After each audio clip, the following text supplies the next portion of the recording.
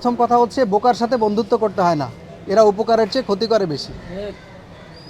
আপনি দেখেন যে শেখ খালেদা জিয়া যারা বলে এবং শহীদ প্রেসিডেন্ট জিয়াউর রহমানের অর্ধাঙ্গী হিসেবে যারা শেখ হাসিনাকে দাবি করে তাদেরকে আপনি আশেপাশে নিয়ে ঘুরতেছেন। তো এই সকল মানুষ থেকে যদি আপনি সাবধান হতে না পারেন তাহলে আপনি কিভাবে একটা দেশ পরিচালনা করবেন? আরেকটা বিষয় দেখেন, এই যে মানুষগুলোর অবদানে আপনি আজকে দেশে আসলেন, তাদের নিয়ে আপনার কি ভূমিকা হয়েছে এতদিনে? তাদেরকে কতটুকু সম্মানিত করতে পেরেছেন? তাদেরকে কবার ডেকেছেন বা তাদেরকে নিয়ে কয়টা অনুষ্ঠান করেছেন যে আমি তাদের সাথে কথা বলতে চাই, তাদের কষ্ট সম্পর্কে জানতে চাই? এখনো পর্যন্ত প্রত্যেক দিন আমার মোবাইলে এই ধরনের মেসেজই আসে যে ভাই আমার বাসায় চাল নাই, ভাই আমি ইফতার করতে পারছি না, ভাই আমি বুলেট ইঞ্জিনে আমার শরীর চুলকায়, আমি চিকিৎসা সেবা পাচ্ছি না। তো এই বিষয়গুলো আপনাদেরকে দেখতে হবে। আপনি আরও একটা বিশেষ জিনিস ভুলে যাচ্ছেন।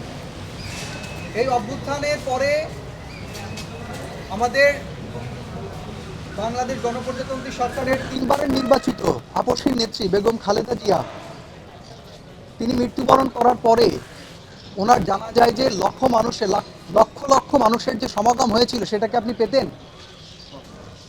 এই ফ্যাসিস্ট সরকারের আমলে যদি আপনার মায়ের মৃত্যু হতো তাহলে হয়তো কোনো গণমাধ্যম কর্মী সেই খবরও প্রকাশ করার সাহস করতো কিনা আমি জানি না। অথচ আপনার মায়ের জানাজায় লক্ষ মানুষের সমাগম এবং সেখানে আপনি নিজেও বক্তব্য রেখেছেন এবং দেশটা একটা শান্তির দিকে গেছে, কিন্তু সেই শান্তি বজায় রাখার দায়িত্ব মাননীয় প্রধানমন্ত্রী আপনারই। আরও একটা বিষয় বলি, পুলিশদের যে বিষয়টা বলতেছিলাম, আপনি খুব দ্রুতই পদক্ষেপটা নেন, পুলিশদেরকে কাউন্সিলিং করেন, তাদেরকে আইন শৃঙ্খলা ব্যবস্থার উন্নতির জন্য যেভাবে যা করতে হয় সেই ব্যবস্থা গ্রহণ করেন। না হলে এই দেশ আসলে রসাতলের দিকেই যাবে। আরেকটা বিষয়, আপনার নামে যারা তসবি জব করে, তারেক রহমান করে যারা তসবি জব করে, এই তসবি জবকারীরাই কিন্তু রাস্তাঘাটে গিয়ে এই জোরপূর্বক টাকা উত্তোলন করে। এখন জোরপূর্বক টাকা উত্তোলনকারীকে আমাদের মন্ত্রী কি বলে? চাঁদাবাজি বলে না কি বলে?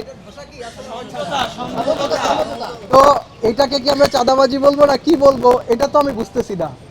তো এটা যদি চাঁদাবাজি হয়ে থাকে তাহলে চাঁদাবাজি সেটা বন্ধ করতে হবে।